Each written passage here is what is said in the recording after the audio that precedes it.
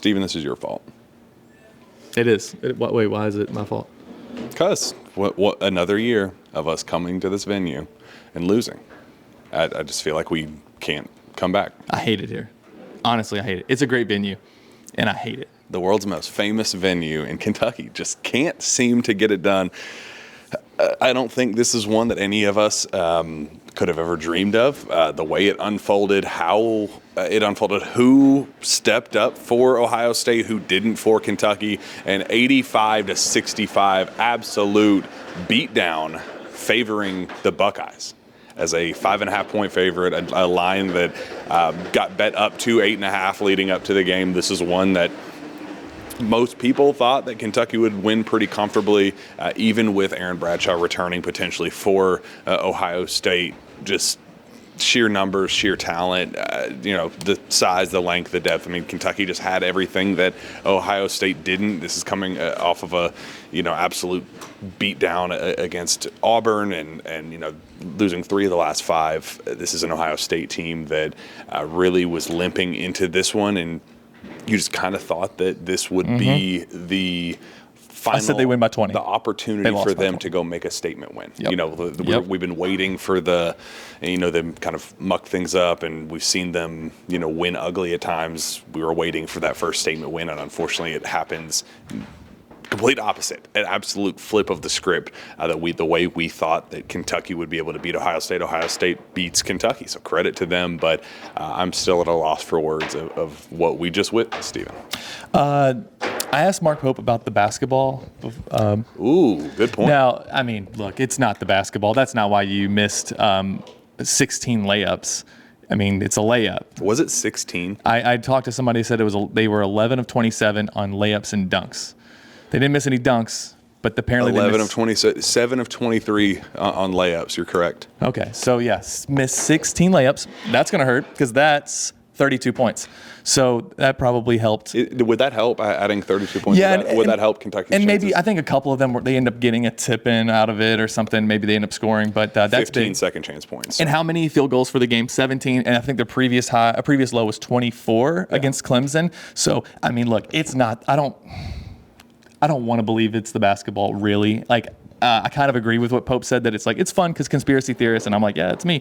But it is weird that the first time you use it, it's the first time you use it this year, first time under the Mark Pope era, and they have their worst offensive performance. The last time I was here, and they used that stupid ball, they scored 52 points, and they scored 65 tonight made 17 field goals.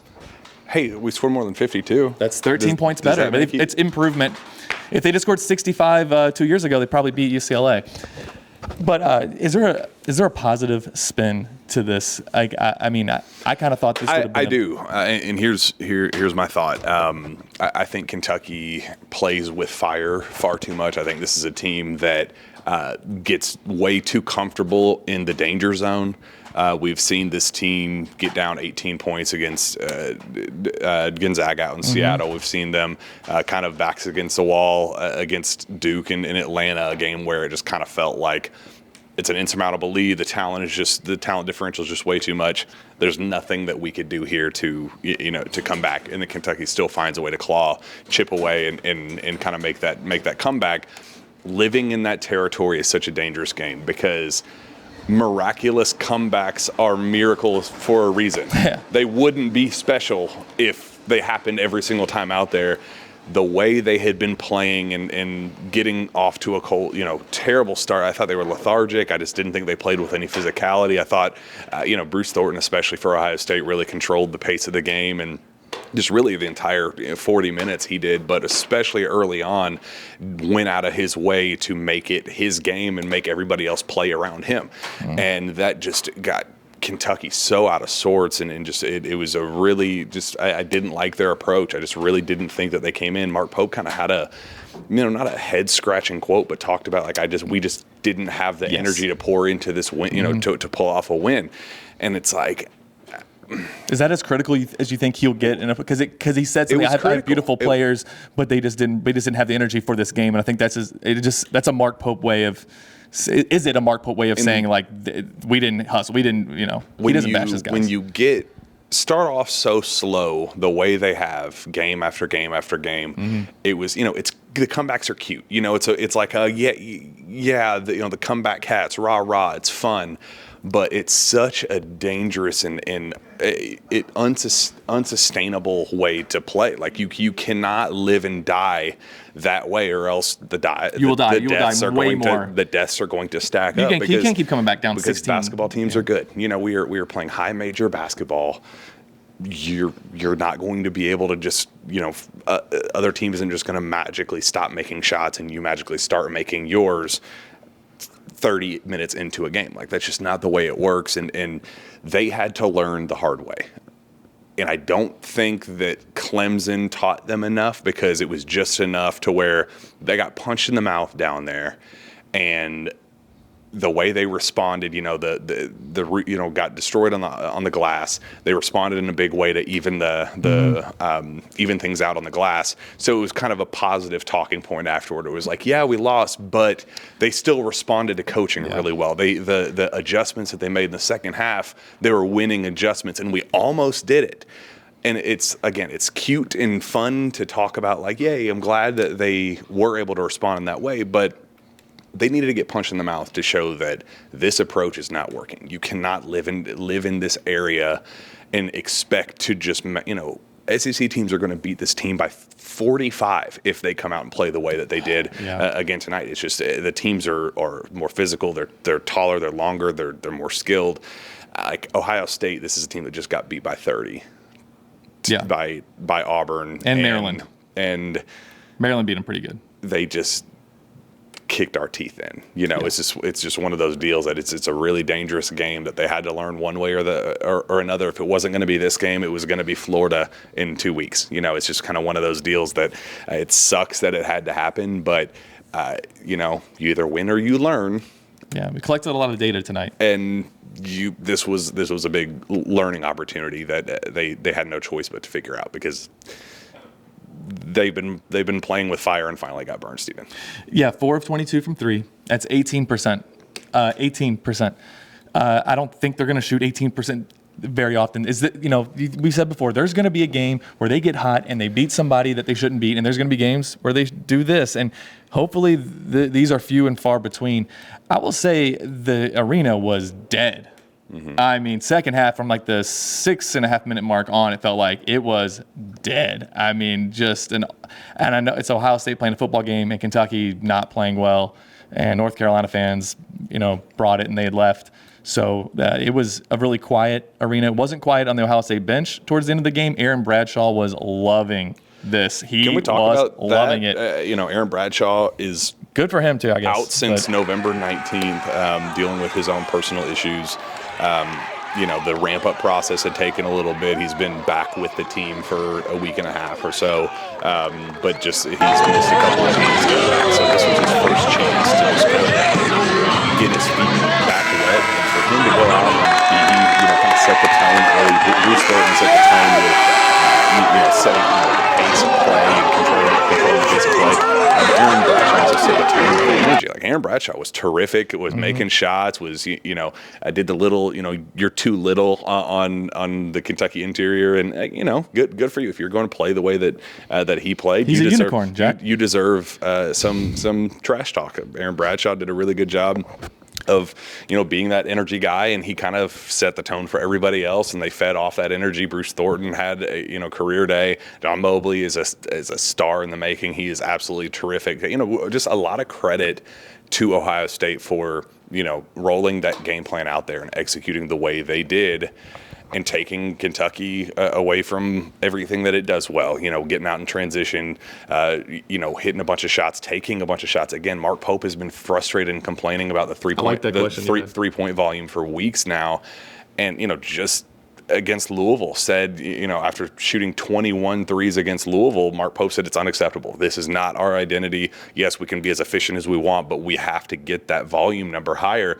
And he tops it by 1. 22 attempts tonight, make 4 of them. I mean, that's just that's not what this team is. It's totally against what their identity is. And you got to give credit to Ohio State for doing that. But there's also, you're starting to see some warning signs. You're starting to see some damning things about this team that you do wonder.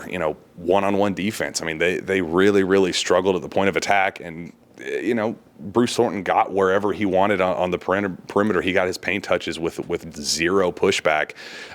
Just go down the list. They really got whatever they were looking for and scored at will inside. Just bullied them 24-10 in the first half in points in the paint. I think it finished out. Let me pull that up, but finished out 36-24 in the paint. And that was with, making up some ground there in the second half. It was just an absolute. They got bullied. Kentucky got bullied, and it really got exposed in a lot of areas. You got to give credit to Ohio State for doing that, but you also have to think. It's only going to get worse here in the SEC for Kentucky, and you wonder how it does get fixed. There's a kind of a beauty in being off for 10 days, Stephen, where you get the holiday off. You get a chance to just kind of hit reset and say, hey, we had some highs, but we had some lows too in the non-conference. How can we get those fixed? You get 10 days, you get another kind of, you get a bye game. Brown isn't a terrible team, but they're not great. It's a chance to kind of get that feel-good game out of the way, hopefully.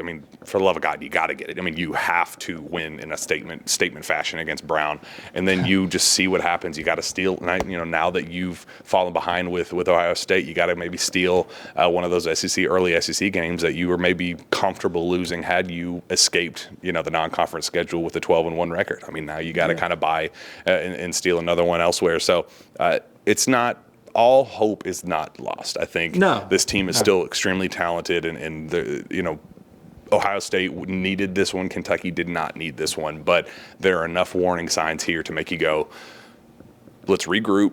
You got to use these 10 days to fix it, because things could potentially get ugly in the SEC if they don't get their stuff figured out. You got to stop starting so slow. You got to, come out with some urgency. I think I don't know why they're playing as lethargic as they are and getting off to those types of starts. It's frustrating. And they kind of got burned in a way that I wasn't personally expecting. But, that's kind of what happens when you play lackadaisical. And it's sad. It sucks. Yeah. I never thought they were going to lose this game.